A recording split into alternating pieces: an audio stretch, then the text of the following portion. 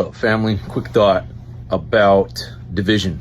Times like this, there's a lot of ideologies that float around, disagreements, especially now during very tense times of survival. And it can also be a very vulnerable time for revolutionary movements, in which we all know that three-letter agencies like to get their little prickly hands in and sneak their subversion tactics, their sabotage tactics.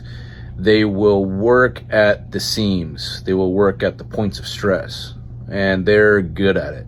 They spend lots of money on think tanks, industrial psychologists, military intelligence experts, tech giants. They're involved. So keep your eye out for division tactics. Anything that could divide us, any type of artificial conflict that arises. During the 1970s was born a revolutionary spirit that this planet had not seen before, because it was so inclusive, it was so cross-sectional.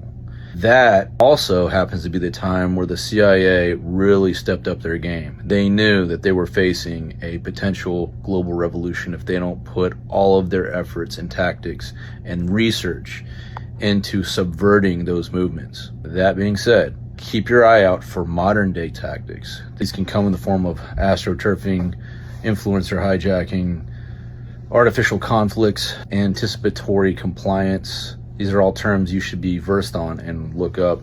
That you need to be trained on these things. You need to start researching what the enemy is going to do moves before they do it. Think of this as like a game of chess between us, the people, versus the superpowers of the world, versus the most powerful organizations, corporations, oligarchs.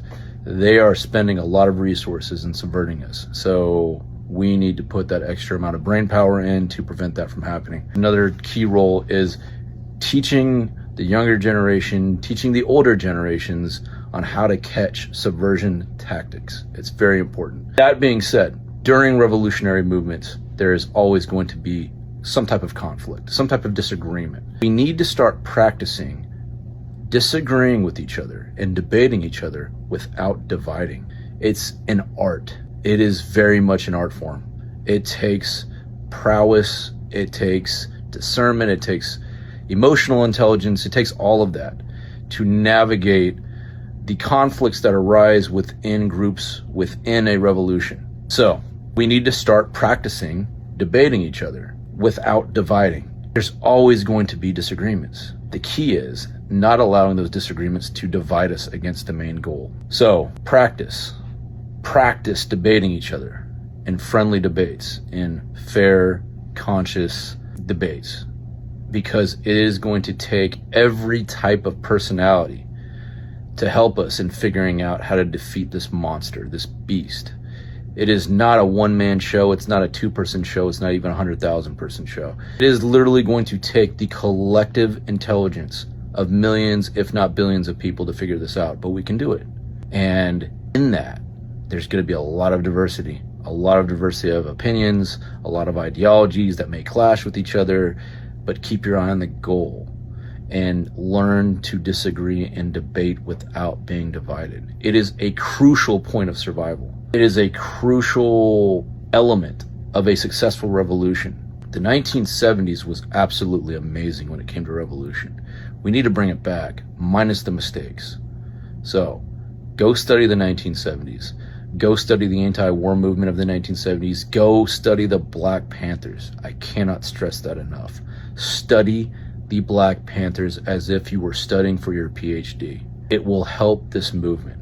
We cannot sit here and be arrogant and act like we invented revolution. And the most inspiring generation of these liberation movements was the 1970s. It was the Black Panthers. It was the veteran anti-war movement against the war in Vietnam. Study it. And then study the mistakes that they made. That's also key. An important part of revolution is studying the mistakes of previous revolutions and building a defense mechanism against that. It's just like inoculating yourself with a vaccine that helps your body recognize what the virus it should be defending against looks like. Same concept. So again, I forgot where I was going. Oh yeah, fuck. Shit, where was I going with that? God damn it.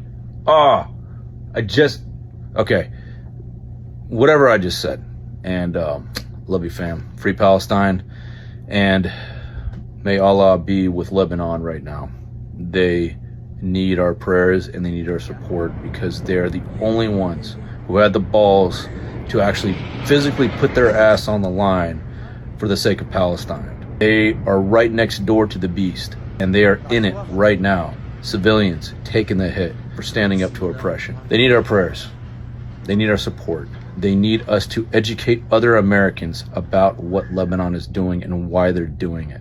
A lot of Americans are being fed a lot of bullshit that Lebanon has been being provocative, that Lebanon is the one that's attacking. Hezbollah and Lebanon as a whole has not even tried to attack civilian targets within Israel. They have been attacking military targets. They are abiding by the Geneva Convention in every way. So if you have some idiot family member who still thinks that Lebanon and Iran are the aggressors, just go and print off the Geneva Convention and show them exactly what's happening. Maybe they'll understand that. Probably not, but you never know. Love you, fam. I'm sick and tired of paying these dues, and I'm sick to my guts of the American